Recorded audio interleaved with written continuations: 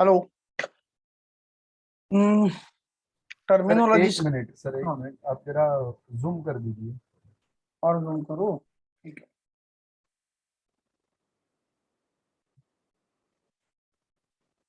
So last session, last to last session से start किया है जर्नी इस चैप्टर का, टर्मिनोलॉजिस का। टर्मिनोलॉजिस में अपना मार्केट रिलेटेड टर्मिनोलॉजिस हो गया, related to finance, not market exactly. Finance, agent, amortise वगैरह हो गया है। थोड़ा एक बार रिकैप करवाता हूँ, some important terms related to finance. और फिर आज रिलेटेड टू मतलब बैंकिंग करेंगे। मार्केटिंग शायद नेक्स्ट सेशन पे ही जाए। मैं एक बार फिर से एक्सप्लेन करता हूँ, एमोर्टाइज क्या था। एमोर्टाइज मतलब वसूल। जितना मशीन पे इन्वेस्टमेंट किया है, हर साल जितना पैसा तुम राइट ऑफ करोगे, डिप्रिसिएशन के फॉर्म में करो भले, उसको एमोर्टाइजेशन बोलते हैं। ह्यूज एक्सपेंडिचर तुमने अर्न किया है, सॉरी इनकर किया है, और उसका बेनिफिट तुमको थोड़ा थोड़ा थोड़ा थोड़ा हर साल मिलेगा, एक साल में नहीं मिलेगा। से फॉर एग्जाम्पल क्लासेस अगर मुझे ओपन करनी, तो मैं बेंचेस पे जो खर्चा करूंगा, उस बेंचेस का बेनिफिट मुझे एक साल में नहीं मिलेगा, मिलेगा बहुत सारे सालों में मिलेगा। पेंडेमिक छोड़ो, यहाँ पे वर्चुअल हो रहा है, अदरवाइज मुझे over a period of time थोड़ा थोड़ा मिलता है। तो मैं हर साल थोड़ा थोड़ा थोड़ा थोड़ा बेनिफिट करूंगा। This is called amortisation.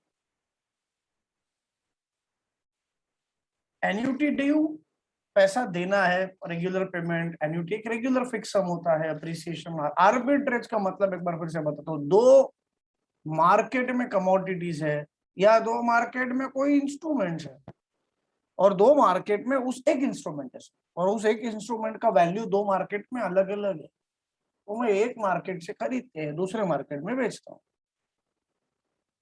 तो जो प्राइस डिफरेंसेस है in two different market of a same commodity,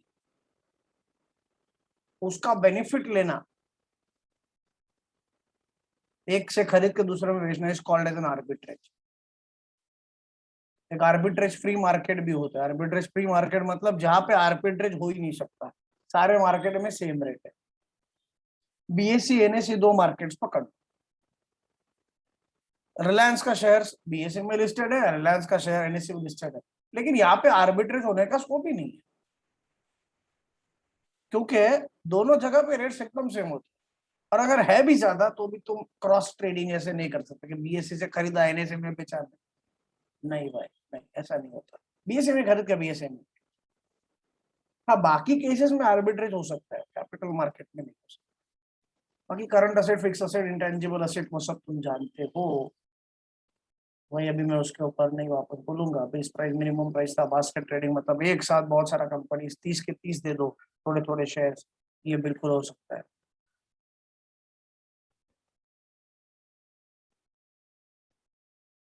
बदला था, बदला मतलब भाई अभी पे नहीं कर सकते या अभी डिलीवर नहीं कर सकते, नेक्स्ट सेटलमेंट पीरियड तक रुकना पड़ेगा, इस कॉल्ड बदला।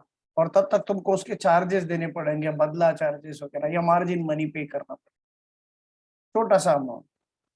और तुम बाद में ऐसा होगा कि भाई बदला ट्रांजेक्शन में पेमेंट नेक्स्ट साइकिल में दो, नेक्स्ट सेटलमेंट पीरियड में दो चलेगा, carrying forward the transaction from one settlement period to the next. या तो पेमेंट या तो डिलीवरी। अगर बेच रहे हो तो डिलीवरी, अगर खरीद रहे हो तो पेमेंट, सिंपल। और रेट कौन सा लगेगा? रेट लगेगा भाई last day, closing day of last day of settlement. वो भी याद रखो, बहुत इंपॉर्टेंट है, उसके ऊपर भी एमसीक्यू आ सकता है। Blue chip main companies. Beta, measurement of relation between stock price and a particular stock and movement of whole market. तो भाई मेजरमेंट ऑफ रिलेशनशिप है, मतलब रेशियो है बिटवीन स्टॉक प्राइस, मतलब तेरे शेयर की price, of any particular stock, कोई भी शेयर की share price, and the movement of whole market. Whole market में जो मूवमेंट्स हो रहा है, उसका तेरे शेयर पे कितना इम्पैक्ट हो रहा है, उसमें जो रेशियो है that is called as beta. Actually risk factor है कि अगर मार्केट कोलैप्स होगा तो मेरा शेयर कितना कोलैप्स होगा। ऐसा भी हो सकता है कि भाई मार्केट कोलैप्स हो तो फिर मेरा शेयर नहीं कोलैप्स होता।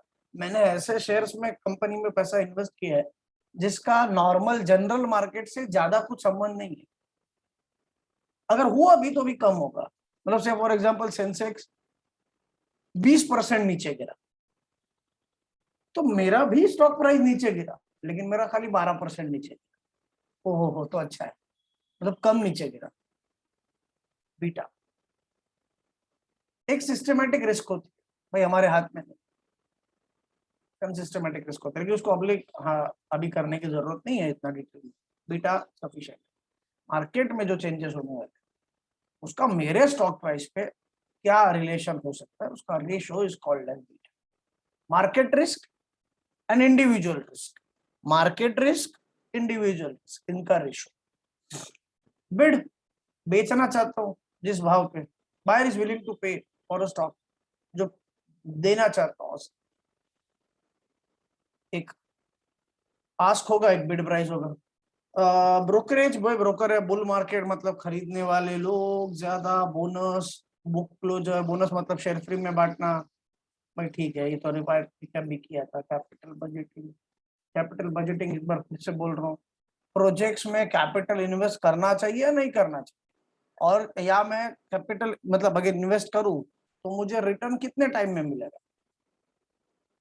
या फिर ऐसा भी हो सकता है कि भाई जो प्रोजेक्ट में इन्वेस्ट करना है ये प्रॉफिटेबल है नहीं है, इन सारे क्वेश्चंस का answer capital budgeting. Capital gains, yield, yield मतलब रिटर्न, कैपिटल मार्केट मतलब शेयर मार्केट, कैश बजट मतलब इन एडवांस करना, क्लोजिंग प्राइस होती है, फिर कमर्शियल पेपर, ये सारी चीजें हो चुकी है भाई। मुझे ऐसा लगा कि दो चार कॉन्सेप्ट वापस डिस्कस करने चाहिए जो किए। अब आते हैं भाई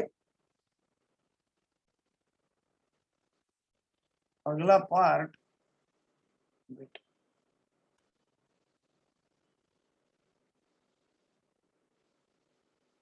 ना मार्केटिंग नहीं, फाइनेंस और बैंकिंग रिलेटेड होता है, फाइनेंस और मार्केटिंग थोड़ी ना रिलेटेड होता है। तो मार्केटिंग बिल्कुल करेंगे नेक्स्ट सेशन, आज करेंगे भाई banking, banking terminology. Acceptance.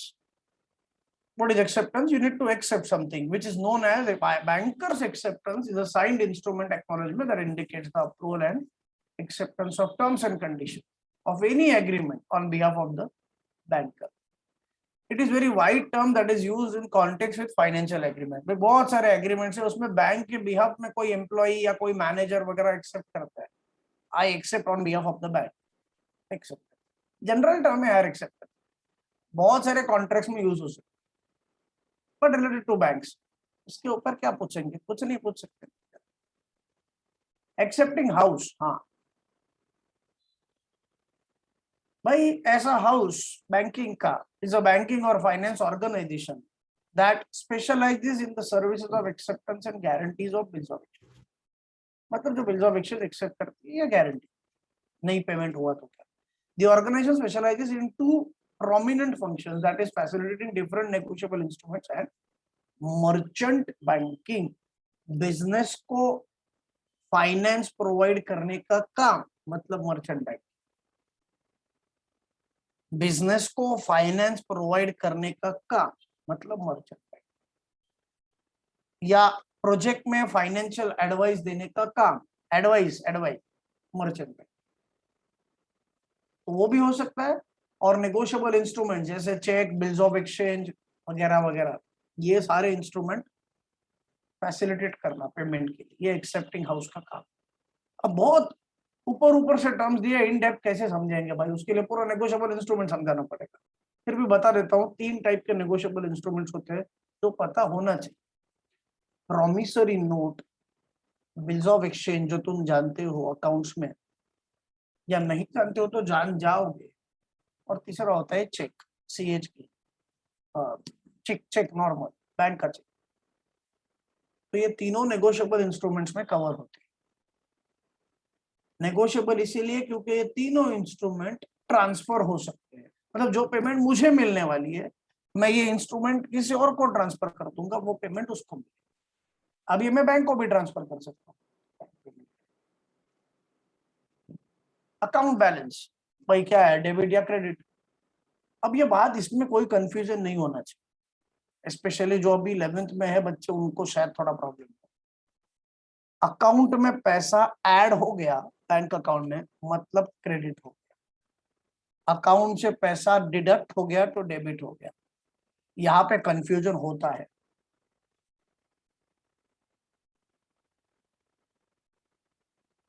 Account balance तो बहुत सिंपल है सर, बैलेंस होना।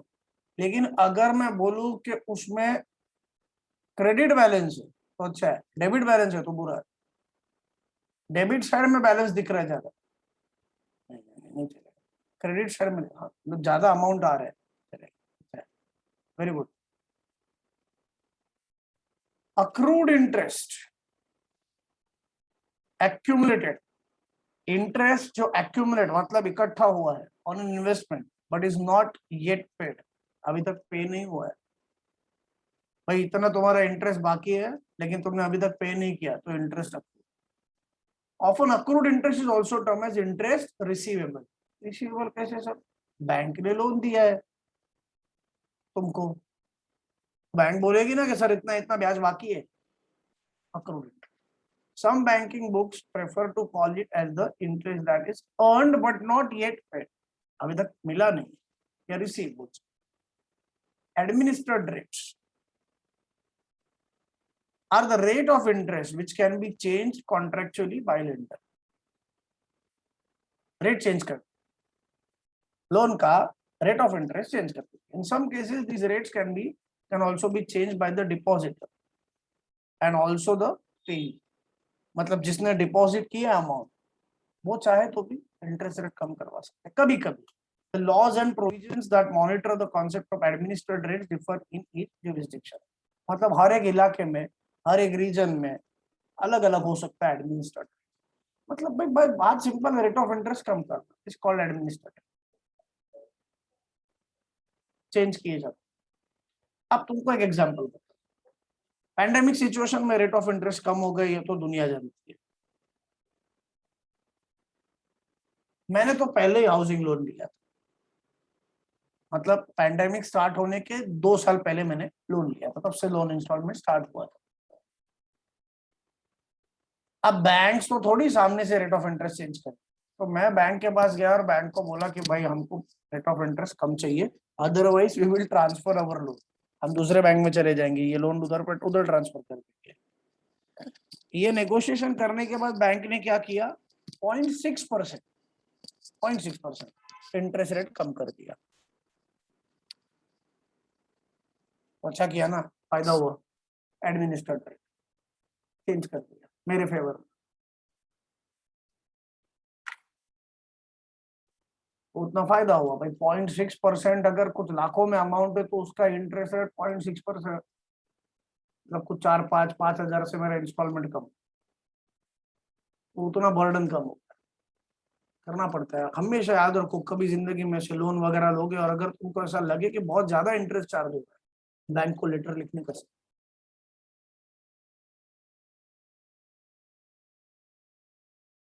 0.3 हो, फायदा ही है, नुकसान क्या है? अगर तुमको लग रहा है तो एडीआर, हाँ ये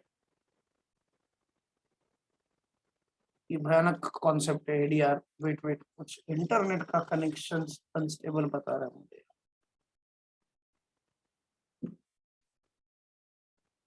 okay, so next concept is ADR, American deposit receipt, depository receipt. ये थोड़ा विचित्र है, समझना बहुत ज्यादा जरूरी। इसका बैंक से डायरेक्ट कनेक्शन होना ही चाहिए, जरूरी नहीं। एडीआर तो हमको वैसे भी पता होना चाहिए। एक इंडियन कंपनी, उसको इंडियन मार्केट से तो पैसे मिल भी सकते, लेकिन अब उसको जाना है वर्ल्ड मार्केट में फंड्स रेज करने के लिए, माल बेचने के लिए नहीं, कुछ बेचने के लिए नहीं, फंड्स रेज करने के लिए उसको यूएस मार्केट में जाना है, यूएस स्टॉक एक्सचेंज। और यूएस स्टॉक एक्सचेंज में जो इन्वेस्टर्स है उनके थ्रू फंड्स चाहिए, यूएस मार्केट के थ्रू फंड्स चाहिए डॉलर्स में। अब इसमें फायदा क्या होगा, डॉलर्स में मिलेगा तो ज्यादा फंड्स रेज होंगे, कॉस्ट भी बहुत केसेस में मतलब कंपैरेटिवली तुमको खर्चा कम पड़ता है, सस्ता पड़ता है। एक्सटर्नल लोन बोलते हैं, एक्सटर्नल। ठीक, अब बदले में क्या इशू करोगे? शेयर्स। लेकिन तुम्हारे यहाँ के शेयर्स वहां पे थोड़ी चलेंगे, यहाँ के रुपए वहां पे थोड़ी चलेंगे, यहाँ के शेयर्स वहां नहीं चल सकते।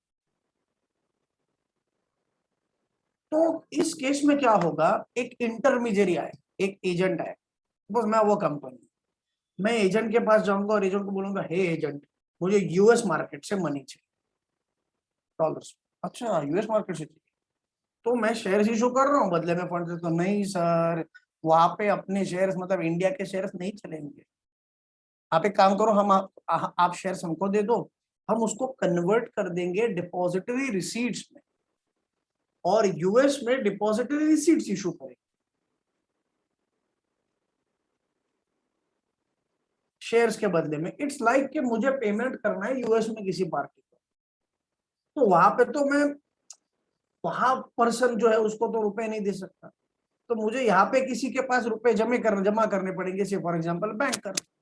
अब बैंक उसको डॉलर में कन्वर्ट करके उतने इक्विवेलेंट के डॉलर्स पे करेगा। मुझे कन्वर्ट करने की जरूरत नहीं है, मुझे खाली बैलेंस भरना है उतना, और इंस्ट्रक्शंस देने हैं एजेंट को, भाई पेमेंट कर दो।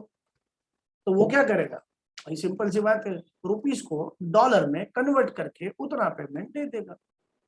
यहाँ पे यही बात है, शेयर्स को डिपॉजिटरी रिसीट्स में कन्वर्ट करके डिपॉजिटरी रिसीट्स इशू होंगे यूएस मार्केट। अब अगर वो यूएस मार्केट में है तो अमेरिकन डिपॉजिटरी रिसीट्स। और ये भी याद रखना, अगर अदर देन यूएस मार्केट कोई दूसरे मार्केट में हो रहा है, मतलब यूके, दुबई स्टॉक एक्सचेंज या और कहीं पर भी, उसको बोलेंगे ग्लोबल डिपॉजिटरी रिसीट्स। तो डिपॉजिटरी रिसीट्स दो टाइप का है, ADR and GDR. US market से एडीआर, बाकी किसी अदर देन यूएस मार्केट अगर कहीं से गए तो जीडीआर। ये है क्या सर, इंडियन कंपनी को फॉरेन से फंडिंग चाहिए, शेयर्स वहां पे नहीं चल सकते, तो शेयर्स को डिपॉजिटरी रिसीट्स में कन्वर्ट करेंगे। अब इसमें से मीनिंग देखिए, एडीआरस आल्सो नोन एज, ठीक है, are depository receipts which are equal to specific number of shares of the company that have been issued in a foreign country. बराबर है, लेकिन फॉरेन कंट्री में तो चलेंगे नहीं, तो ADRs are traded by United States of America, similar mechanism exist for other country. एक agent होगा जो वहां पे इंफॉर्मेशन नहीं दी, उसको कन्वर्ट करके डिपॉजिटरी रिसीट इशू करे, ओवरसीज डिपॉजिटरी बोलते हैं उसको। लेकिन वो नहीं है सिलेबस में, उतना दिमाग को मगज मारेंगे। मैंने तुमको बता दिया कि शेयर्स को डिपॉजिटरी रिसीट्स में कन्वर्ट करेंगे। ये एजेंट यहाँ का नहीं होगा, एक्चुअली यूएस का। चार होते हैं एक्चुअली पार्टी, एक यहाँ का, एक वहां का, बहुत कंफ्यूजिंग पार्ट, तो उसको हम इतना ही रखते हैं यार। नेक्स्ट, एन्यूटीज। एन्यूटीज यहाँ पर भी है, are contracts that guarantee income और return in exchange of huge sum of money that is deposited either at the same time or paid with the help of periodical payments. Some of common type of annuities include deferred, मतलब deferred मतलब postpone होगा, immediate मतलब immediate payment होगा, fixed हर महीना payment होगा, variable मतलब अलग अलग रेट पे पेमेंट होगा। एक कॉन्ट्रैक्ट है जो गारंटी दे रहा है सर्टन अमाउंट, तो सर्टन अमाउंट कैसे हो सकता है, कुछ पीरियड के बाद स्टार्ट होगा, फिक्स मतलब आज से ही फिक्स होगा, या इमीडिएट, एक ही बात है वैसे देखा तो। वेरिएबल वेरिएंस मतलब हर महीना वगैरह चेंज होता है। और भाई ये कोई कॉन्ट्रैक्ट है जो अश्योरेंस दे रहा है कि इतना इतना मिलेगा, जनरल टर्म है, बैंक की तरफ से हो सकता है कि आपको इतना इतना इंटरेस्ट मिलेगा। एन्युटीज हो गया, ऑटोमेटेड क्लियरिंग हाउस, एटीएम का फुल फॉर्म याद होगा, automated tailoring machine, automated clearing house, ATM. Next next next वो देखकर बोल रहा हूँ मैं, ऑटोमेटेड टेलर मशीन पहले कर लेते हैं, are basically used to conduct transactions with the bank electronically. The automated teller machine is an excellent example of integration computer के थ्रू। वेट मैंने पहले एटीएम बता दिया, बाद में क्लियरिंग हाउस पे आते हैं। अच्छा, टेलर का स्पेलिंग देखना, और any time money, all time money, अस्तिल तर मिलतिल वगैरह ऐसा फुल फॉर्म नहीं है, automated teller machine. Okay, one more thing, tailoring counter मतलब कैश काउंटर। मतलब जहां पे सर कैश डिपॉजिट हो सकती है, कैश विड्रॉ भी हो सकती है, यूजुअली विड्रॉ होती है, उसको एटीएम बोलेंगे सर, ये पता है। अब आते हैं automated clearing house, nation wide electronic clearing house, मतलब national level, that monitors and administers the process of check and fund clearance between banks। तो बैंक्स में जो फंड्स क्लियर होते हैं यहाँ से वहां पे, एक बैंक से दूसरे बैंक में ट्रांसफर, तो उसमें चेकिंग करना। It is an electronic system and thus minimizes the human work in the process of clearance। It distributes credit and debit balances automatically। एक अकाउंट में पैसा क्रेडिट होगा, दूसरे अकाउंट में से क्रेडिट होगा मतलब बढ़ जाएगा, दूसरे अकाउंट में पैसा डेबिट मतलब कम हो जाएगा। D for debit, D for deduct. Bank accounts के केस में D for debit, D for deduct. Debit card होता है, डेबिट कार्ड मतलब तुम्हारे अकाउंट से पैसा डिडक्ट होता है यानी कि डेबिट, और दूसरे किसी के अकाउंट में पैसा क्रेडिट। तो ठीक है, क्लियरिंग हाउस मतलब दो बैंक्स के बीच में ये ट्रांजैक्शन होता है, सारे बैंक्स के बीच में। तो एक सेंट्रलाइज सिस्टम होनी चाहिए जिसको पता चले कि भाई यहाँ पे गड़बड़ है कुछ ना कुछ, यहाँ से गया है लेकिन बीच में कहीं पे रुका है, यहाँ पे नहीं आया। हर्षद मेहता के केस में अगेन ऐसा हुआ था, एक बैंक से गया पेमेंट, दूसरे बैंक में दिख नहीं रहा है, पता चलेगा ऑटोमेटिक क्लियरिंग हाउस। उस वक्त ऑटोमेटिक क्लियरिंग हाउस नहीं था, उसको सिर्फ फिजिकल कॉपी, तो वहां पे पोस्टपोन होता था, तो वहां पे ब्लफ करना पॉसिबल था, अभी नहीं यार, अभी मतलब ऑलमोस्ट इम्पॉसिबल है। Balance transfer is a repayment of credit debt with the help of another source of credit। मतलब एक लोन चुकाने के लिए दूसरा लोन लिया। In some cases balance transfer also refers to transfer of funds from one account to another। बात simple है, एक से लोन लिया दूसरे को दे दिया। ऐसा कोई क्यों करेगा भाई? दूसरा जो मुझे लोन दे रहा है और जिस लोन से मैं पहला लोन डिस्बर्स कर रहा हूँ तो मुझे कम भाव पे दे रहा है, कम rate of interest. Repayment of a credit debt with the help of another source of, कोई दूसरे तरीके से, कैसे? मुझे सस्ता पड़ रहा है। बैंक अकाउंट, ये क्या है यार, ये क्या देने की जरूरत? अकाउंट ओपन करोगे विद द बैंक, या तो इंटरेस्ट कमाने के लिए तुमको चेक वगैरह जैसे फैसिलिटीज मिलेंगी, you know this thing.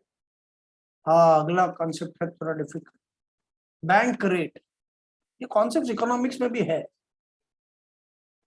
It is the interest rate at which central bank मतलब RBI, reserve bank of India, in the discharge of its functions as bankers bank lends to commercial bank. बात simple है। तो भाई banks को loan चाहिए तो वो किधर जाएंगे? आरबीआई के पास। तो आरबीआई लोन देगा तो वो जिस भाव पे देगा, जिस रेट ऑफ इंटरेस्ट पे देगा, उसको बैंक रेट बोलेंगे। Since this lending may be in the form of discounting of securities placed, it can also be called as discount। मतलब भाई फ्री में थोड़ी ऐसी थोड़ी लोन देगा, तो बदले में कुछ सिक्योरिटीज वगैरह रखने पड़ेंगे, तो वो जो भाव में रखेंगे उसको डिस्काउंटिंग, तो डिस्काउंट करना पड़ेगा, इसको डिस्काउंटिंग है। कौन देगा लोन? सेंट्रल बैंक देगा। किसको देगा? कमर्शियल बैंक को देगा। वो जिस रेट पे देगा उसको क्या बोलेंगे? बैंक। और उसका दूसरा नाम डिस्काउंटिंग रेट है। क्यों सर? क्योंकि तुमको कुछ ना कुछ गिरवी रखना पड़ेगा, सिक्योरिटीज, डिस्काउंट करना पड़ेगा। Next, basis point, it is a measure of change in the financial parameters such as interest, stock indices and market rate। 1/100 of 1%, मतलब 100 बेस पॉइंट अगर कम हो गया मतलब 1% rate of interest come.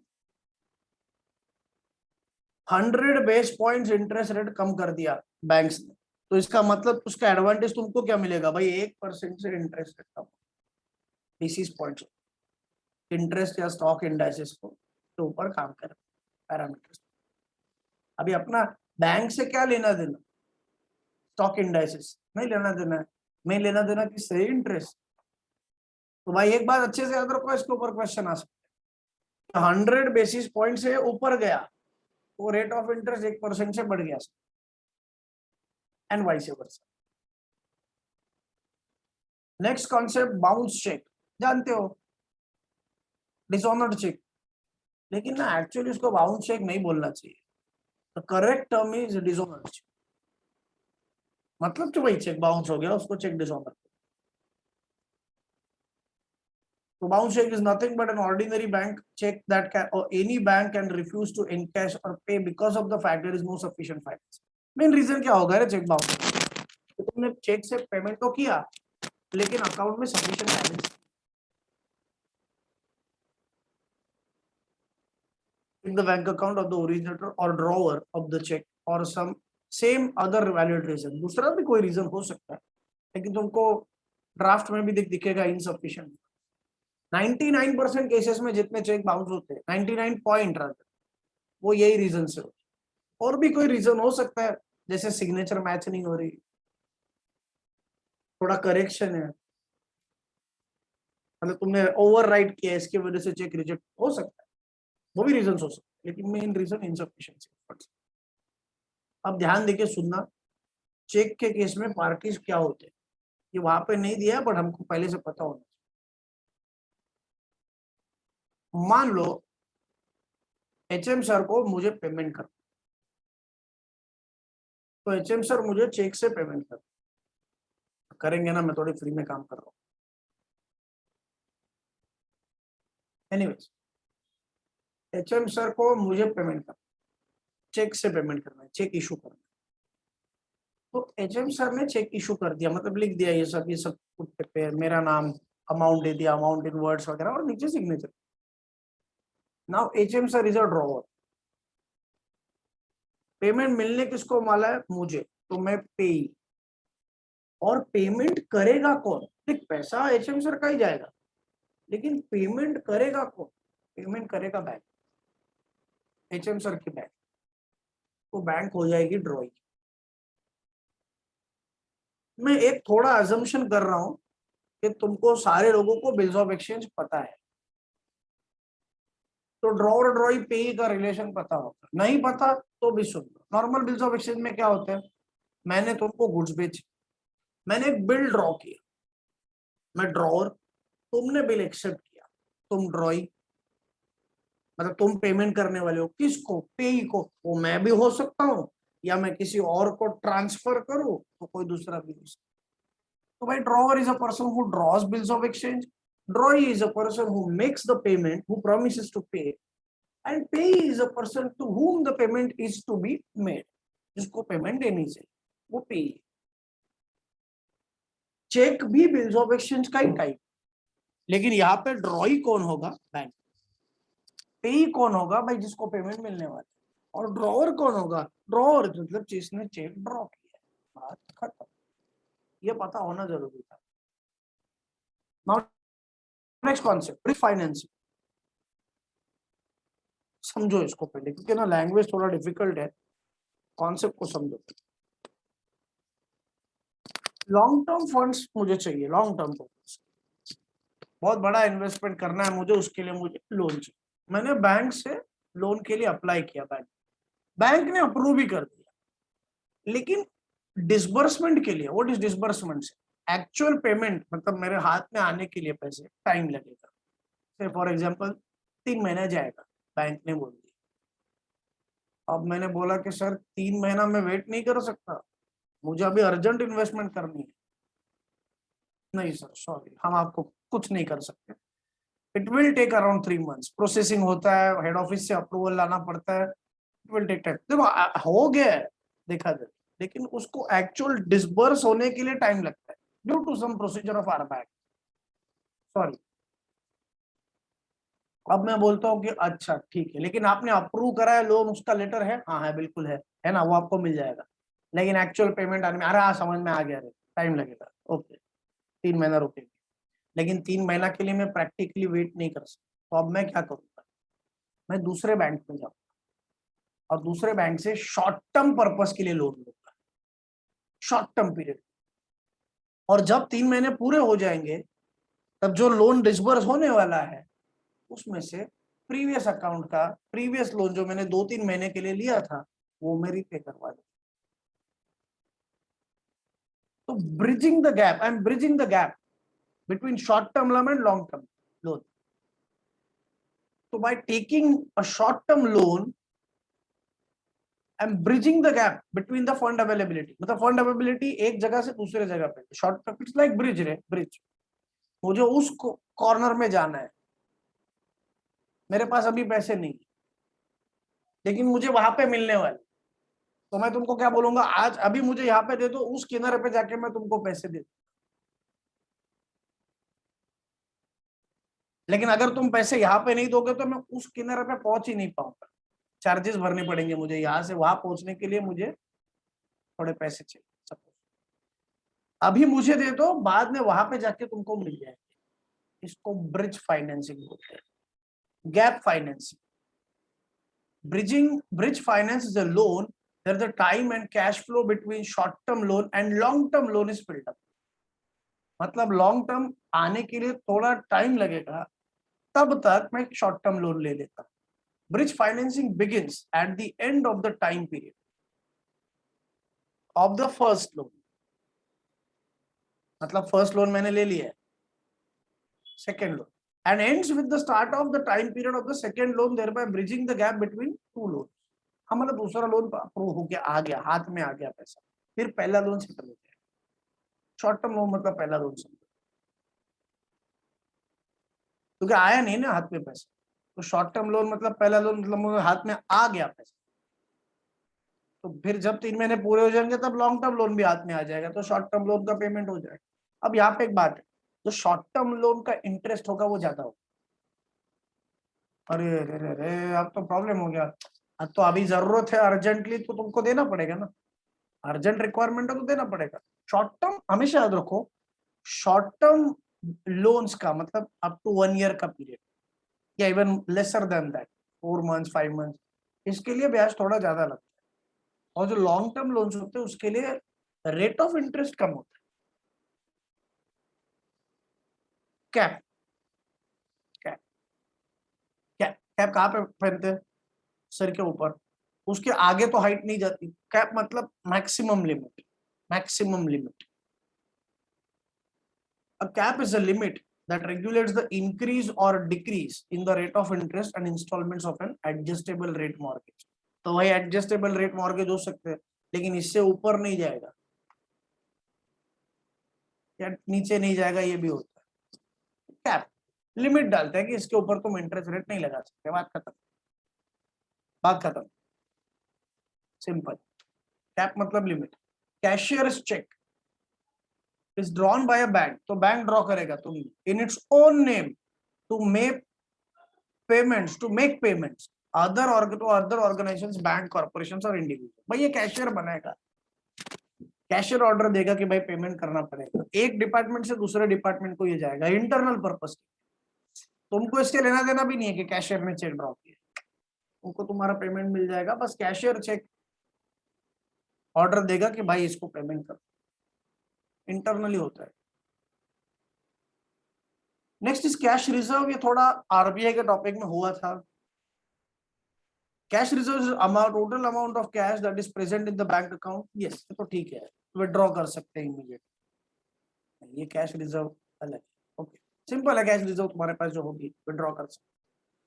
COD नहीं, certificate of deposit is a certificate of saving deposit that promises the depositor, मतलब जिसने पैसा रखा है bank, the sum back along with the appropriate interest, कि भाई जब तुम मांगोगे तो तुम्हारा सारा पैसा भी मिल जाएगा प्लस इंटरेस्ट भी मिलेगा। कि यूजुअली एफडी सर्टिफिकेट्स भी होते हैं, एफडी रिसीट्स के ऊपर। तुम पीरियड खत्म होने के बाद तुमको सारे पैसे मिल जाएंगे फिक्स डिपॉजिट में, प्लस इंटरेस्ट मिलेगा, इस बात का certificate of deposit, simple. Next, check, it is a negotiable instrument, मैं पहले ही बोल चुका हूं नेगोशिएबल का मीनिंग है transferable, that instructs the bank, मतलब ड्रॉई हो गया मैंने बोला था, to pay a particular amount of money from the writer's bank, मतलब ड्रॉवर्स बैंक याद रखना, to the receiver of the check. Hmm sir writer है यानी कि ड्रॉवर है, उनकी बैंक को ऑर्डर देते हैं, एचएम सर अपनी बैंक को ऑर्डर देते हैं कि ओंकार सर को पेमेंट कर देना। क्लियरिंग ऑफ चेक, भाई क्लियर हो जाएगा, रियलाइज हो जाएगा, पेमेंट हो जाएगा। Basically a function that is executed at the clearing house. when all amount of check is subtracted from the payer's account to the payer's account. HM sir के में से अकाउंट में से पैसा डिडक्ट होगा, मेरे अकाउंट में पैसा ऐड हो जाएगा, सिंपल। क्लियरिंग हाउस ये काम करके देख। is a place where the representatives of a different bank meet, एक जगह पे मिलते हैं और confirming and clearing the checks and balances, check करते कि तुम्हारे अकाउंट में इतना गया, मेरे अकाउंट में इतना है। The clearing house in most countries across the world manage कौन करेगा? RBI। सेंट्रल होना चाहिए तो क्योंकि एक बैंक से दूसरे बैंक में थोड़ी होगा, बहुत सारे बैंक होंगे, कभी इसका एक में एक का दूसरे में, एक सेंट्रलाइज सिस्टम लगा दो, कौन लगाएगा? RBI। खत्म। अब ये सब तो इलेक्ट्रॉनिकली होता है, तो अभी तो मगजमारी है भी नहीं। नेक्स्ट तो तुम बहुत सारे लोग जानते होंगे, दो टाइप के इंटरेस्ट रेट होते हैं, एक सिंपल इंटरेस्ट, एक compound interest. Is the interest that is compounded on a sum of money that is deposited, वो कंपाउंड इंटरेस्ट लगता रहता है, इंटरेस्ट के ऊपर interest. The compound interest unlike simple interest is calculated taking into consideration the principal amount and accumulated interest. आज तक का जो इंटरेस्ट हुआ है प्लस तुम्हारा मेन प्रिंसिपल अमाउंट मुद्दल, उन दोनों पे मिला के इंटरेस्ट रेट लगेगा, तो ये ज्यादा होता है, सिंपल इंटरेस्ट कम होता है।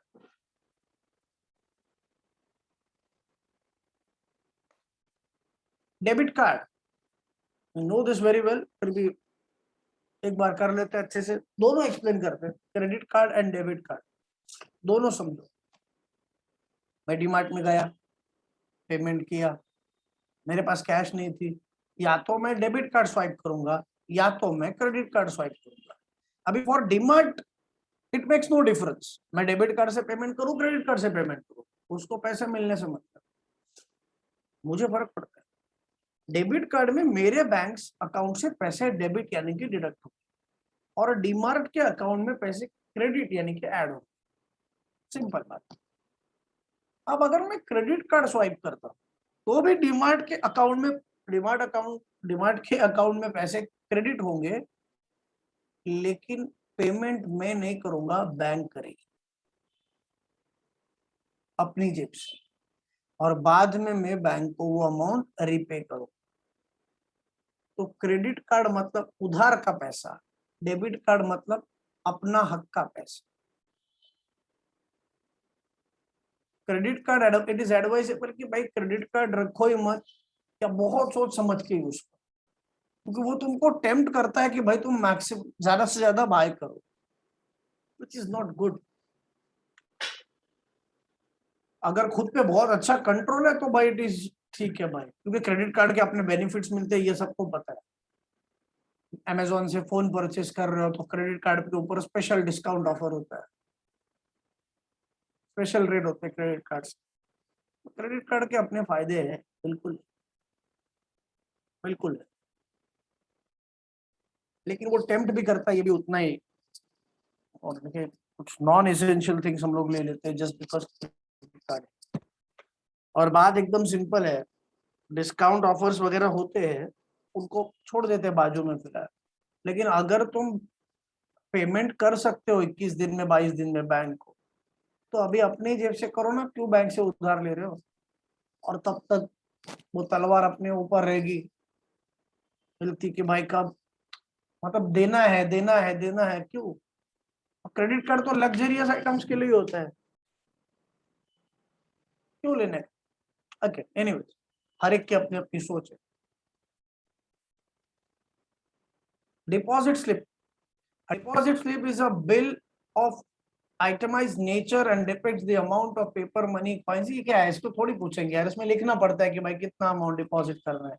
अगर कैश में डिपॉजिट कर रहे हो तो वो नोट्स का डिस्क्रिप्शन लिखना पड़ेगा, वेरी सिंपल इट इज, नहीं पूछेंगे। डिपॉजिटर जो डिपॉजिट रखेगा बैंक में। डेट सेटलमेंट, डेट मतलब लोन, सेटलमेंट सेटलमेंट कर दिया। देखो, debt settlement is a process wherein person in debt negotiates the price. तो भाई नहीं है मेरे पास पैसे अभी, और बैंक को चाहिए पैसे, अभी नहीं है मैं बाद में दे दूंगा, नहीं नहीं अभी चाहिए, पूरा नहीं दे सकता, हाँ तो ठीक है थोड़ा कम करके दे दो लेकिन अभी दे दो, सेटलमेंट कर दिया।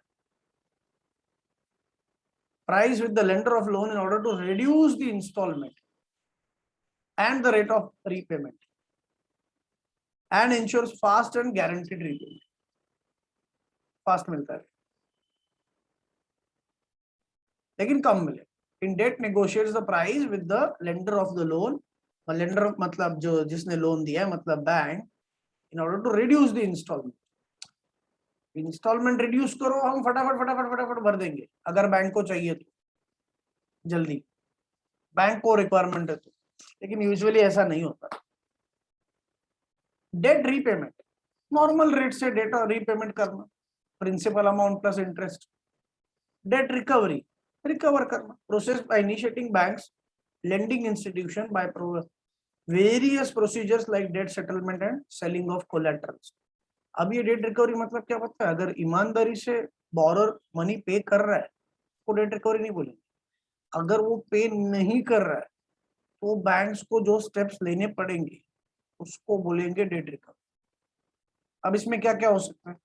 तो जो कोलैटरल्स यानी कि जो सिक्योरिटी रखी है बोरोवर ने उनको बेच दो, गिरवी रखे एसेट उनको बेच दो, या नेट नोटिस भेजो, कोर्ट के पास जाओ, मगज में debt recovery. E cash, electronic cash पता है तुमको, बाय इंटरनेट पे एग्जिस्ट करेगी. ट्रांसफर फंड मतलब फिजिकली नहीं दिखेगी, it has no its physical value. उसको डिजिटल कैश भी बोलते हैं, ई कैश भी बोलते हैं. It does not have any physical properties. Cyber space पे एग्जिस्ट करती है एक अकाउंट से दूसरे अकाउंट में. Early withdrawal penalty. अब ये क्या है? सुनो ध्यान दे. एफडी रखा था, fix deposit. What is fix deposit? Particular period के लिए डिपॉजिट रखते हैं, तब तक विड्रॉ नहीं कर सकते. और अगर 2 साल की एफडी है तो 2 साल के बाद वापस मिल जाएगा पूरा पैसा अलॉन्ग विद इंटरेस्ट. अगर मुझे एन मोमेंट पे अचानक 6-7 महीने के बाद कैश की जरूरत आती है तो मैं क्या करता हूँ? एफडी तोड़ता हूँ, अर्ली विड्रॉवल. चलेगा? हाँ चलेगा ना, क्यों नहीं चलेगा? आपके पैसे, आप जब चाहे लेके जाओ, लेकिन पेनल्टी भरनी पड़ेगी क्योंकि आपने पहले प्रॉमिस किया था कि 2 साल हाथ नहीं लगाऊंगा. अब आप पहले ही विड्रॉ कर रहे हो, आपको पेनल्टी लगेगी. पूरा अमाउंट मिलता है, इंटरेस्ट का जो रेट है ना उसमें से पेनल्टी डिडक्ट कर दो, बाकी मिल जाता है. क्योंकि देख बात समझ, तुमने बैंक को वादा किया कि 2 साल तुम हाथ नहीं लगाओगे उन पैसों, तो बैंक वो पैसा कहीं और घुमा देती है. घुमा देती है मतलब कहीं अच्छे जगह पे इन्वेस्ट करती है. क्योंकि बैंक अभी ये सोचती है कि अगले 2 साल तक ये बंदा आने वाला है नहीं, वो दो ऐसी जगह पे इन्वेस्ट करे जहां पे 2 साल तक अपने को, 1.5 साल तक एटलीस्ट अपने को टेंशन. अब तुम 6-7 महीने में ही आ जाते हो, मांग लेते हो, तो किसी और का पैसा तुम्हारे अकाउंट में देना पड़ेगा तुमको भर के, पेनल्टी लगा. और ऐसे सब लोग करते बैठे तो फिर बैंक खत्म. अर्नेस्ट मनी स्टार्टिंग में भरना पड़ता है. अर्नेस्ट डिपॉजिट मनी बायर पे करेगा सेलर को स्टार्टिंग में. Potential seller of a real estate in the initial stage, usually real estate में होता है. फ्लैट खरीदना है मुझे, तो सर पूरा अमाउंट अभी नहीं दे सकते हैं, बिल्डर पूरा अमाउंट नहीं दे. पूरा अमाउंट मत दो, अभी एक छोटी अमाउंट है तो उसको क्या बोलेंगे? Earnest money. Advance token, token बोलते हैं उसको. लेमन के लैंग्वेज में रियल एस्टेट में उसको टोकन मनी बोला जाता है. 80 लाख का फ्लैट है, 80 लाख थोड़ी ऐसे दे दूंगा, अरे नहीं रे अभी 1 लाख रुपया दे दो. टोकन मनी, उसको अर्नेस्ट मनी बोलते, डिपॉजिट के तरह. रियल एस्टेट में यूजुअली यूज होता है.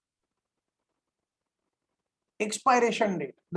This term indicates the validity of a financial document or instrument after a specified. Invalidity. Sorry. The term indicates the invalidity of financial document. मतलब क्या sir? Expiry होगी इस instrument की, अब इसकी कोई वैल्यू नहीं है.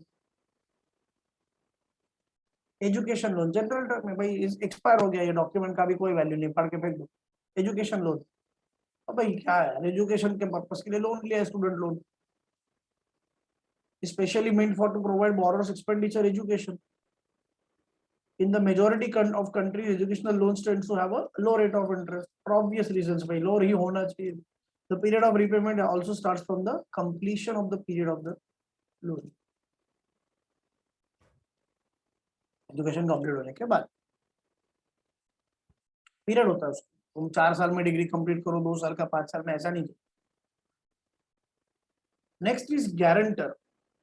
इसका दूसरा नाम होता है श्योरिटी, गारंटी देता है। Guarantor is a creator of trust who takes the responsibility of repayment of loan and is also in some cases liable and equally responsible for repayment. मैं गया बैंक, मुझे लोन चाहिए, बैंक ने बोल दिया guarantor चाहिए, तो मैं गया सपोज मेरे फ्रेंड के पास और मैंने उसको बोला कि भाई हम इतने अच्छे दोस्त हैं, एक काम करना है, गारंटर बन जाना मेरे लोन में। इसका मतलब ये कि अगर मैं डिफॉल्ट करता हूं तो मेरा फ्रेंड पैसे मिलेगा बैंक, तो मेरा फ्रेंड है गारंटर। इसका दूसरा नाम, रिपीट कर रहा हूं मैं, श्योरिटी है, surety. Other surety is a more proper term. बस खत्म। Next, instalment contract. An instalment contract is a contract where the borrower, जिसने लोन लिया है वो obviously, who is also the purchaser, pays a series of installments that includes the interest of the principal amount by series installment contract, जिसमें detail लिखी होगी कितने का instalment भरना है। Simple simple. इंटरेस्ट और इंटरेस्ट रेट, अब ये क्या है यार, बहुत सिंपल है, पता है अपने को। Interest is a charge that is paid by the borrower or debtor for the use of money which is calculated on the basis of rate of interest. Interest is sometimes, third line पे, titled as cost of credit, जो हमने loan दिया है उसका खर्चा, is called as interest. Interest rate is the percentage of principal amount, और फिर वो उसके ऊपर इंटरेस्ट कैलकुलेट होता है। तो ठीक है। इंटरनेट बैंकिंग क्या देखने की जरूरत है, इलेक्ट्रॉनिक बैंक इंटरनेट के थ्रू होगा। हाँ, भयानक कॉन्सेप्ट है। लेटर ऑफ क्रेडिट FYJC में, OCM में है, FYJC में, OCM में हुआ है। A document issued by bank on behalf of them। अब इसको ध्यान देके सब पहले देखते हैं कि भाई इन्होंने कौन सा पार्ट कवर किया है। Seller has to meet the condition given in the document and submit the relevant documents in order to receive the payment. Letter of credit are mainly used in international trade. अब ध्यान देके सुनो, मुझे import करना है goods को, सामने वाले को एक्सपोर्ट करना है, मुझे क्रेडिट पे चाहिए गुड्स, सामने वाले ने भी दे दिया, लेकिन वो बोल रहा है कि सर अगर आपने पेमेंट नहीं किया तो क्या, मेरा तो पैसा डूब गया ना। तो मुझे एक अश्योरेंस चाहिए फ्रॉम योर बैंकर कि अगर आप पे नहीं करोगे तो आपके बैंक पे कर देगी।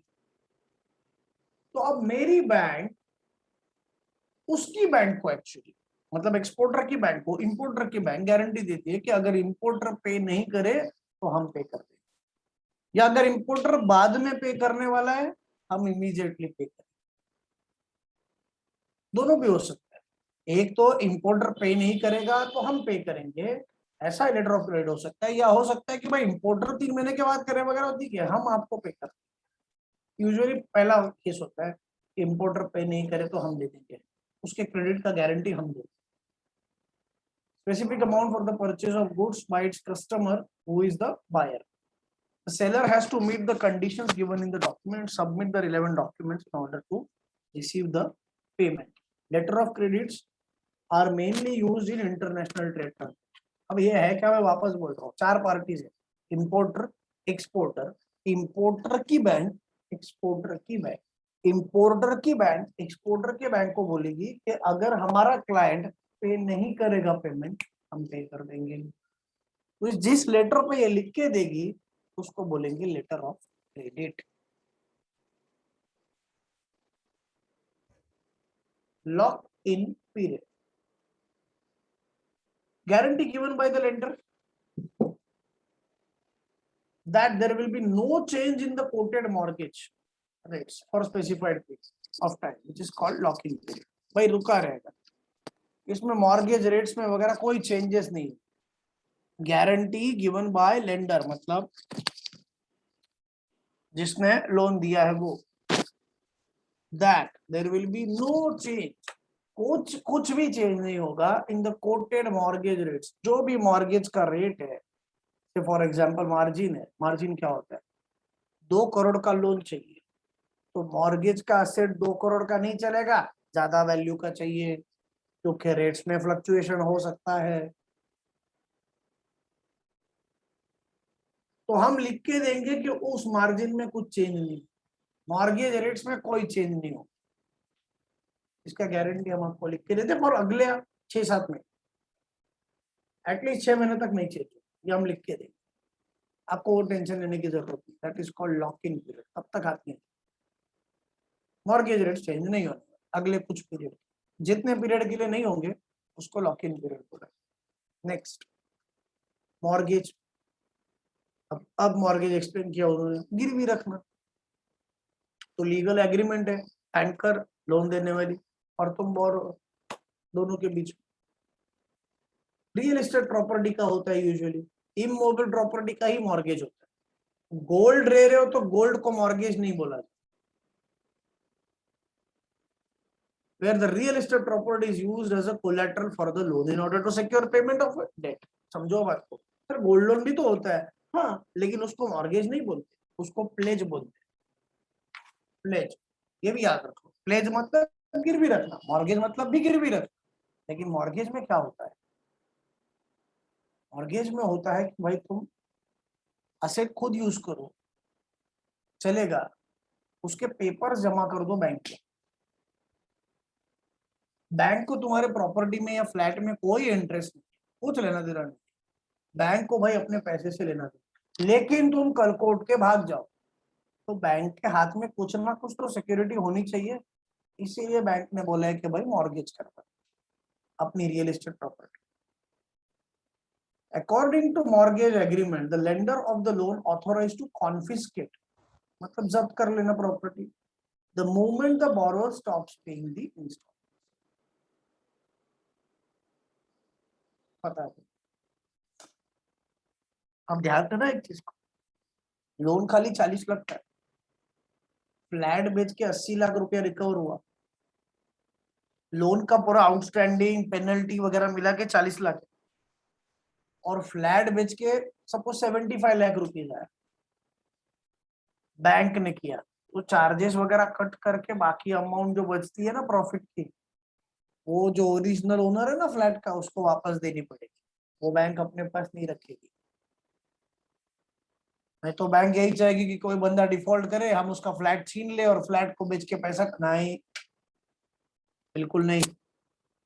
अगर वो फ्लैट बहुत ज्यादा प्राइस पे बेचा गया बैंक की तरफ से, तो जो पैसा आता है प्रॉफिट का, बैंक अपना चार्जेस वगैरह सब कुछ कट करवा ले, वो तो ऑब्वियस है, बाकी का पैसा देना पड़ेगा वापस, वो बैंक अपने पास नहीं रख सकता।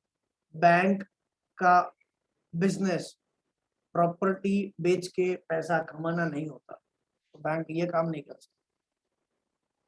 होते हैं और ऐसे बैंक जो प्रॉपर्टीज बेचते हैं ना, उसको बैंक प्रॉपर्टीज बोलते हैं, ये बहुत सस्ते में बेचे जाते हैं, जिसमें ना थोड़ा चांस होता है लीगल प्रॉब्लम्स का, थोड़ी सी रिस्क फिर भी होती है, झोलझाल नहीं है, लेकिन थोड़ी सी रिस्क होती है। अगर कोर्ट में मैटर चल रहा है तो प्रॉब्लम हो सकती है, थोड़ी रिस्क होती है, लेकिन बहुत सस्ते में मिलता है। मतलब 80 लाख का फ्लैट 45-50 लाख में मिल जाता है, वो सोचना 80 लाख का फ्लैट 50 लाख में मिल जाता है, 20-30 लाख का फर्क, बहुत अच्छा रेट। हर एरिया में किधर ना किधर तो होगा, मतलब सपोज हमको मलाड गोरेगांव में देखना है तो मलाड गोरेगांव में मिल जाएंगे 10-12 प्रॉपर्टीज एटलीस्ट ज्यादा भी मिल सकती, जो बैंक प्रॉपर्टीज है, खरीद सकते हो, मार्केट रेट से बहुत सस्ते में मिलेगा। Maturity, the term maturity is used to indicate the end of the investment, fix investment और security. After maturity the investor is repaid the invested amount along with interest, देना पड़ेगा, मैच्योर हो गया।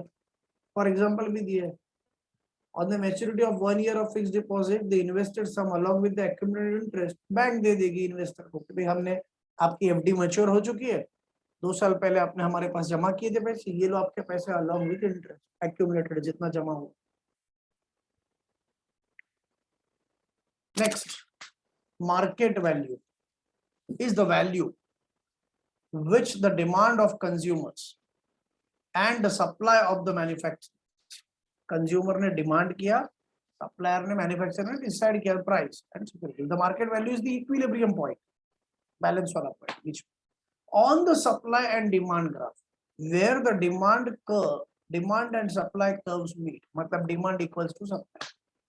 Thus, market value is decided on the basis of number of people who demand a commodity and number of commodities that the sellers are capable of selling.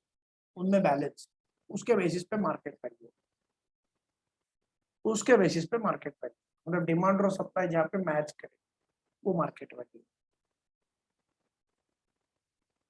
Demand ज़्यादा supply कम नहीं.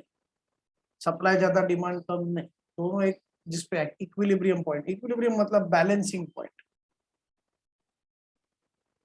वो rate market value माना जाए.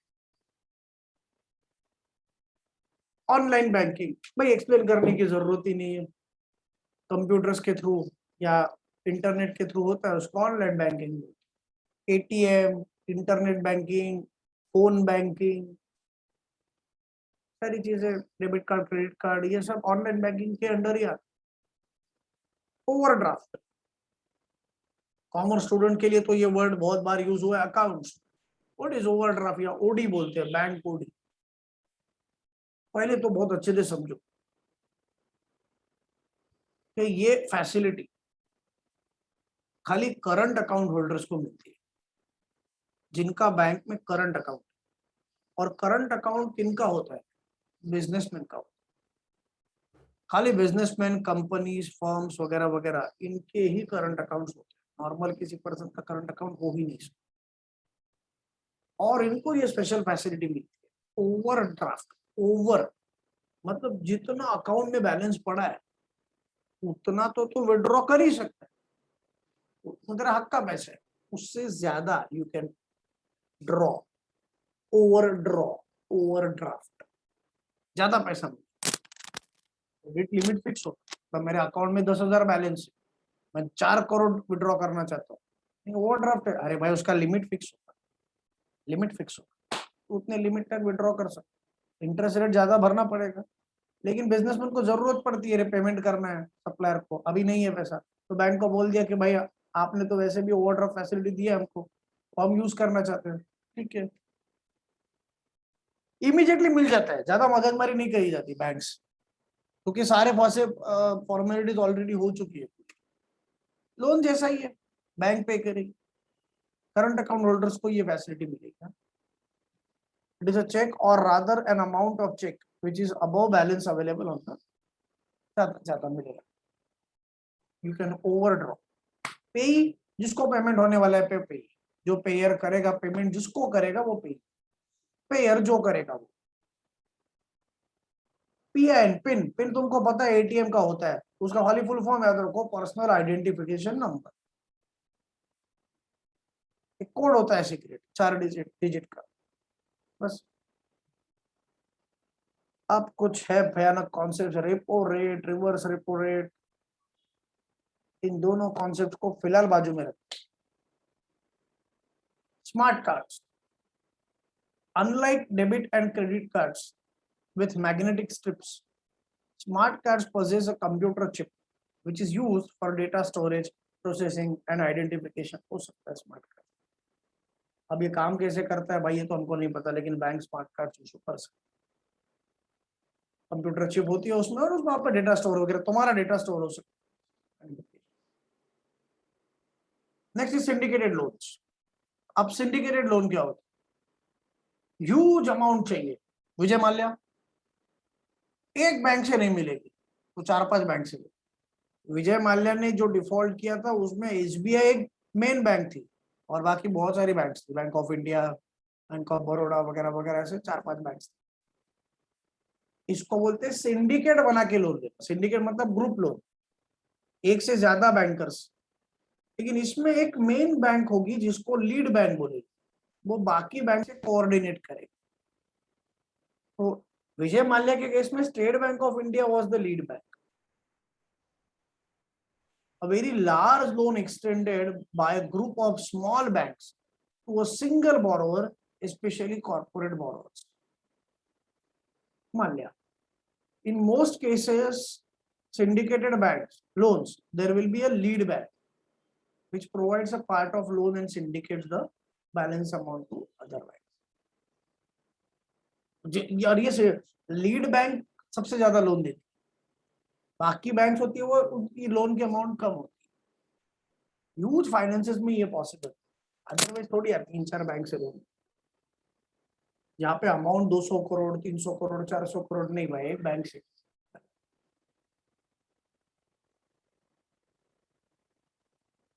Time deposit, yes, इसीलिए मैंने भाई repo rate reverse repo rate फिलहाल बाजू में रखा, क्योंकि मुझे पहले ये एक्सप्लेन करना है। There are two kinds of deposit, time deposit and demand deposit. Time deposit and demand deposit,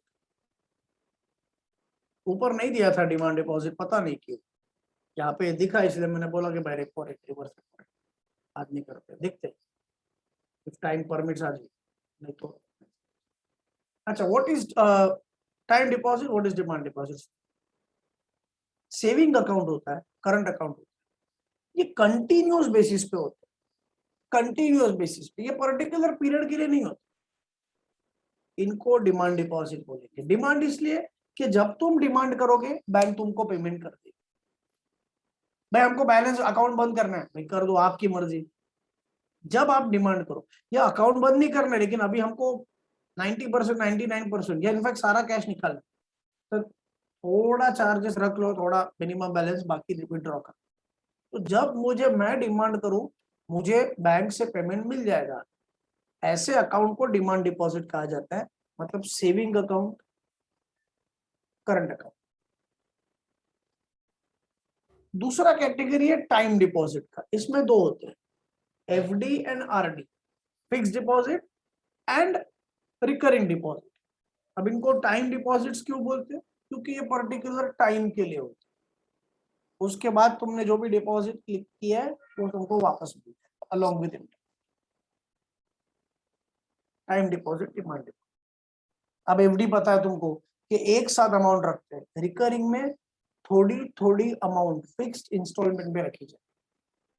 मतलब भाई हमारे पास एक साथ 1 लाख रुपए नहीं है एफडी में जमा कर, 5-5 हजार रुपए हर मंथली बेसिस पे करते हैं, चलेगा क्या? हाँ चल, उसको आरडी बोलते हैं, रिकरिंग डिपॉजिट। एफडी मतलब फिक्स डिपॉजिट, आरडी मतलब रिकरिंग डिपॉजिट। दोनों में इंटरेस्ट रेट अच्छा रहता है, ज्यादा रहता है, एफडी का स्लाइटली ज्यादा रहता है, आरडी का थोड़ा कम, लेकिन आरडी में मंथली इंस्टॉलमेंट पे फिक्स अमाउंट देते हैं और एफडी में लमसम अमाउंट रखते हैं बैंक। अब ये दोनों डिपॉजिट्स किस में आते हैं? Time deposit. और सेविंग अकाउंट, करंट अकाउंट किस में आते हैं? Demand deposit. Kind of bank deposit which the investor is not able to withdraw before the time fix। मतलब कर ही नहीं सकते, क्या कर सकते हैं, पेनल्टी लगेगा। तुम लिख के दे रहे हो कि भाई अगले 2 साल तक, मैं एग्जांपल दे रहा हूँ, 2 साल का एफडी 1 साल का भी हो सकता, हम पैसे को हाथ नहीं लगाएंगे। Okay, so time deposit is also done. चलो टाइम बचा है, वैल्यू एट रिस्क भी है, देखा जाए। Some portion of the value that is stake of subject loss from variation in prevalent interest। Actually ना वैल्यू एट रिस्क बहुत सारी जगह पे यूज होता है। कितनी रिस्क, तुम्हारे रिस्क की कितना परसेंटेज है उसके ऊपर होता है। मतलब तुमको क्या लगता है कि तुमको कितना लॉस होगा, कितना लॉस हो सकता है इंटरेस्ट में, इंटरेस्ट कम ज्यादा होने की वजह से। सपोज इंटरेस्ट कम हो गया तो बैंक को कितना लॉस होगा, तो बैंक बोलेगा कि हाँ लॉस होने के चांसेस है कितना है,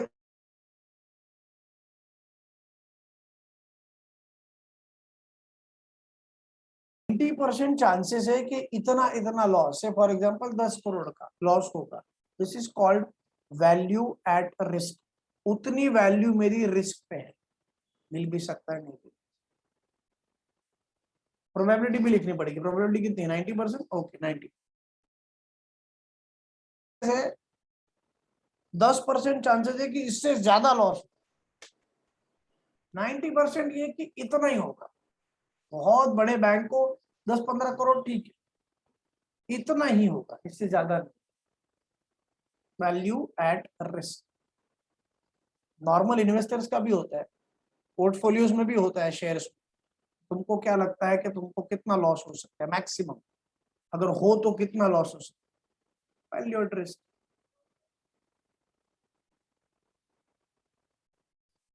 छोटे मोटे पार्ट है क्या, टाइम थोड़ा कम।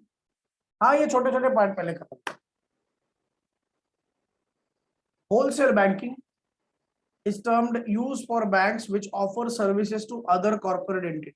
मतलब लार्ज इंस्टीट्यूशंस एंड फाइनेंशियल, एक बैंक दूसरे बैंक्स को, फाइनेंशियल इंस्टीट्यूशंस को या बड़े कंपनीज को वगैरह जो सर्विस प्रोवाइड करते हैं उसको इंडिविजुअल्स को देते हैं, उसको रिटेल बैंकिंग बोलते हैं। और बड़े फर्म्स को या कंपनीज को देते हैं उसको होलसेल बैंकिंग बोलते हैं। अच्छे से याद, एक बैंक दूसरे बैंक को फैसिलिटी देगी या किसी फाइनेंशियल इंस्टीट्यूशन को या बड़ी बड़ी कंपनीज को, इनको बोलेंगे होलसेल बैंकिंग, और दूसरे को बोलेंगे रिटेल बैंक। इंडिविजुअल्स रिटेल दिया नहीं है लेकिन पता होना चाहिए, क्योंकि होलसेल दिया है तो डेबिट कार्ड दिया है तो क्रेडिट कार्ड पता होना चाहिए, होलसेल बैंकिंग दिया है तो रिटेल बैंकिंग पता होना चाहिए, टाइम डिपॉजिट दिया है तो तुमको डिमांड डिपॉजिट पता होना चाहिए, सिलेबस में हो ना। लास्ट दो कॉन्सेप्ट्स, एक जीरो बैलेंस अकाउंट, ये सैलरी अकाउंट होता है। अब इसको और होलसेल बैंकिंग को मैं रिलेट करता हूँ, देखो ध्यान देके। बैंक ने एक बड़े कंपनी के साथ कॉन्ट्रैक्ट कि हम तुम्हारे सारे एम्प्लॉयज को सैलरी अकाउंट ओपन करें और हम तुमको सारी फैसिलिटीज दे देंगे। कंपनी तुम्हारे सारे बैंक एम्प्लॉयज का अकाउंट हमारे पास ओपन, फैसिलिटीज कंपनी को मिलेंगी, तुम्हारे एम्प्लॉयज को कुछ एक्स्ट्रा फैसिलिटीज नहीं, जो रेगुलर होती है वही। मतलब salary account zero balance account होता है, जितना चाहिए पैसा होगा, सैलरी होगी, इमीडिएटली विड्रॉ कर लो सारी अमाउंट, कोई प्रॉब्लम। तो अब जो उस कंपनी को बैंक की तरफ से फैसिलिटीज जाएंगे उनको होलसेल बैंकिंग कहेंगे। और जीरो बैलेंस अकाउंट स्कीम, उसका एक उनके एम्प्लॉयज को बेनिफिट मिलेगा, bank account which does not require any minimum balance. ये तो मैं, एक जमाना था जब मैं बैंक में काम करता था मार्केटिंग, तो I was in the department of corporate salary group, एक प्राइवेट सेक्टर बैंक में था। तो हम लोग क्या करते थे, हम लोग कंपनीज को विजिट करते थे और फिर उनको कन्विंस करने की कोशिश करते कि भाई हम सबसे अच्छा फैसिलिटीज देंगे, डेबिट कार्ड में लिमिट ज्यादा रखेंगे, उनको और भी कुछ कॉम्प्लीमेंट्री सर्विसेज मिल जाएगा तुम्हारे एम्प्लॉयज को, क्योंकि वो अकाउंट होल्डर्स।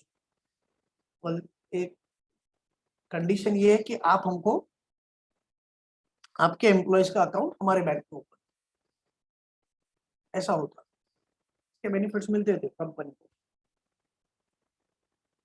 अब सैलरी अकाउंट पे इंटरेस्ट रेट लगभग नहीं के बराबर होता है, क्योंकि जीरो बैलेंस रखने को बोला है, तो नहीं के बराबर होता है।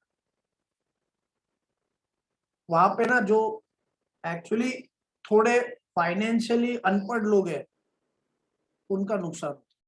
कैसे? सैलरी अकाउंट में इंटरेस्ट रेट नहीं है, तो वहां पे अगर तुम ज्यादा बैलेंस रखोगे तो भी उसका तुमको बेनिफिट मिलने वाला नहीं है। तो भाई दूसरा एक सेविंग अकाउंट ओपन करने का, अगर तुमको बैंक में पैसे रखने भी है तो सैलरी से सेविंग अकाउंट में शिफ्ट कर देने। सैलरी अकाउंट में मिनिमम बैलेंस रखने का, एकदम छोटा सा, जो तुमको ठीक लगे।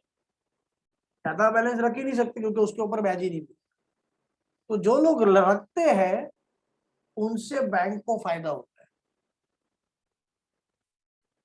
जो लोग रखते हैं सैलरी अकाउंट में पैसा, उससे बैंक को बैलेंस होता फायदा होता है। जीरो बैलेंस अकाउंट उनमें उनमें जो एम्प्लॉयज मतलब या जो लोग डिपॉजिटर्स मनी रखते हैं, वो भाई बैंक को यूज करने के लिए मिल जाता है, काफी बड़ी अमाउंट होती है। Zero down payment mortgage,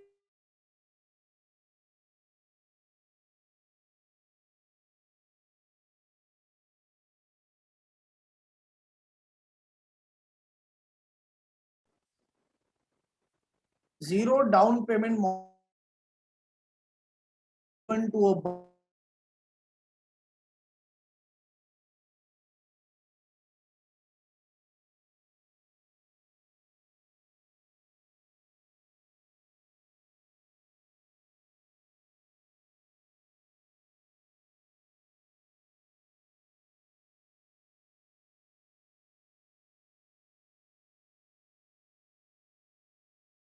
at 80 lakh rupees.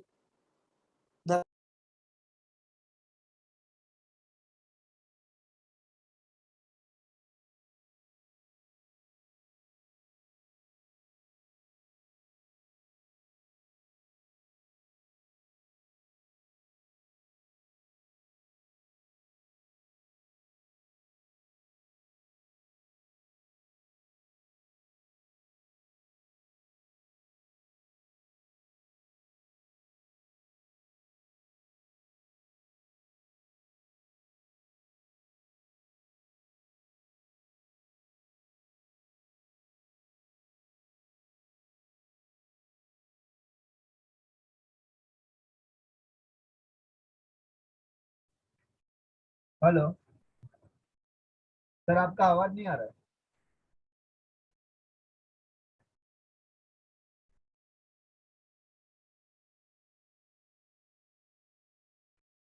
O sorry, zero down payment mortgage का मतलब ये है कि भाई तुमको 1 रुपया भी देना नहीं है बिल्डर को, सारा का सारा पैसा बैंक दे देगी। डाउन पेमेंट मॉर्गेज का मतलब ये कि you need to pay some amount to the bank, builder suppose, और बाकी का अमाउंट बैंक पे करेगी। मतलब 80 लाख का फ्लैट है, बैंक बोलेगी लोन अप्रूव हो चुका है लेकिन पूरा नहीं मिलेगा। 10 लाख रुपए आप अपने जेब से बोलो, 70 लाख हम भरते देते, और फिर आपको चुकाना है, खुद कुछ बेयर करना पड़ेगा। उसको डाउन पेमेंट कहा जाता है। कभी कभार बैंक बोलती है नहीं, एंटायर फाइनेंस हमारी तरफ से, zero down payment. Mortgage is a type of mortgage given to a buyer, does not make any down payment. The mortgage buyer borrows the amount at the entire purchase price. For example, Jan Dhan account Modi ji ने अभी जो लाया है सरकार ने, वहां पे कोई जीरो डाउन पेमेंट, पूरा का पूरा अमाउंट या लोन अमाउंट मिल जाएगा। भाई ये कुछ कॉन्सेप्ट थे। जीरो डाउन पेमेंट मतलब कुछ भरना नहीं है, पूरा का पूरा अमाउंट बैंक की तरफ से मिलेगा मॉर्गेज का। के बाद जीरो बैलेंस मतलब बैंक अकाउंट में पैसे रखने की जरूरत नहीं है, पूरा बैलेंस मेंटेन करने की जरूरत नहीं है, जीरो बैलेंस चलेगा। सैलरी अकाउंट्स होते हैं। होलसेल बैंकिंग का मतलब कंपनी या बड़े ऑर्गेनाइजेशन या दूसरे बैंक्स को बैंक कोई फैसिलिटी देती है, उनको होलसेल बैंकिंग बोलते हैं। इंडिविजुअल्स को देती है, उसको रिटेल बैंकिंग बोलते हैं। वैल्यू एट रिस्क का मतलब भाई ऐसी अमाउंट इंटरेस्ट रेट वेरिएशन की वजह से जो लॉस होगा बैंक्स को, मैक्सिमम कितना होगा, प्रोबेबिलिटी बोलो। इफ यार हमको 90% लगता है कि 2 करोड़ 5 करोड़ का लॉस होगा, तो 5 crore is your value at risk. Time deposit particular time period के लिए होता है। For example fix deposit, recurring deposit, तब तक तुम विड्रॉ नहीं कर सकते, करोगे तो उसको प्री मैच्योर विड्रॉल बोलते हैं। बिफोर मैच्योरिटी पेनल्टी जाएगा, वो पहले भी था। टाइम सिंडिकेटेड लोन, 4-5 बैंक्स मतलब एक से ज्यादा बैंक्स मिलके लोन देती है, उसको सिंडिकेटेड लोन बोलते हैं। यूजुअली लार्ज अमाउंट्स के लिए होता है, कंपनीज वगैरह। स्मार्ट कार्ड्स एक मैग्नेटिक चिप से काम करता है, उसमें डेटा भी स्टोर हो सकता है। रेपो रिवर्स रेपो आज नहीं किया। Pin permanent personal identification number bank account में होता है। पेयर पे तो पता है तुमको, जो पेमेंट करने वाला है पेयर, जिसको पेमेंट करने वाला है पे। ओवरड्राफ्ट खाली करंट अकाउंट होल्डर्स को फैसिलिटी मिलती है। Negative balances allowed. Online banking पता है वो मैं नहीं करवाऊंगा। मार्केट वैल्यू डिमांड और सप्लाई जहां पे सेम होता है उस वैल्यू को मार्केट वैल्यू कहा जाता है। मैच्योरिटी मैच्योर होने के बाद मिलेगा। मॉर्गेज इमूवेबल प्रॉपर्टी गिरवी रखते हैं, उसको मॉर्गेज बोलते हैं। Lock in period, mortgage rates कुछ एक पीरियड तक नहीं हिलेंगे, क्या हुआ, इसका गारंटी बैंक देती है उस पीरियड के लिए, lock in. Letter of credit, importer की बैंक एक्सपोर्टर के बैंक को गारंटी देती है, अगर इंपोर्टर पैसा नहीं पे करे तो हम पे कर देंगे, bank guarantee. Internet banking, interest rates, instalment contract मतलब इंस्टॉलमेंट करने का। गारंटर मतलब भाई कोई बंदा गारंटी दे रहा है तुम्हारे लोन के लिए, सपोज एजुकेशन पर्पस के लिए लोन, एक्सपायरेशन डेट होता है इंस्ट्रूमेंट का, उसके बाद वैल्यू खत्म। अर्नेस्ट मनी डिपॉजिट का मतलब ये कि स्टार्टिंग में बायर को सेलर को कुछ पैसे देने पड़ेंगे। फॉर एग्जांपल रियल एस्टेट के केस में टोकन मनी दे दो एडवांस में, earnest money deposit. Early withdrawal penalty, जल्दी विड्रॉ करने का पेनल्टी, एफडी वगैरह में। E cash, electronic cash. Debt recovery मतलब बैंक पे इंस्टॉलमेंट पे नहीं हो रहे तो बैंक रिकवर करना चाहेगी एक्शन लेके, डेट रिपेमेंट तुम करोगे, डेट सेटल करोगे बार्गेन करके लो रेट को सेटल बोलेंगे, depositor deposit slip debit card compound interest मतलब क्लियरिंग हाउस